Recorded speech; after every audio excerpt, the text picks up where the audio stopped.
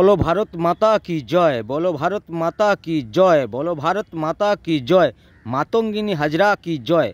हाँ बंधुरा, मातंगिनी हाजरा जिनी होच्छेन सेई মহিষী नारी।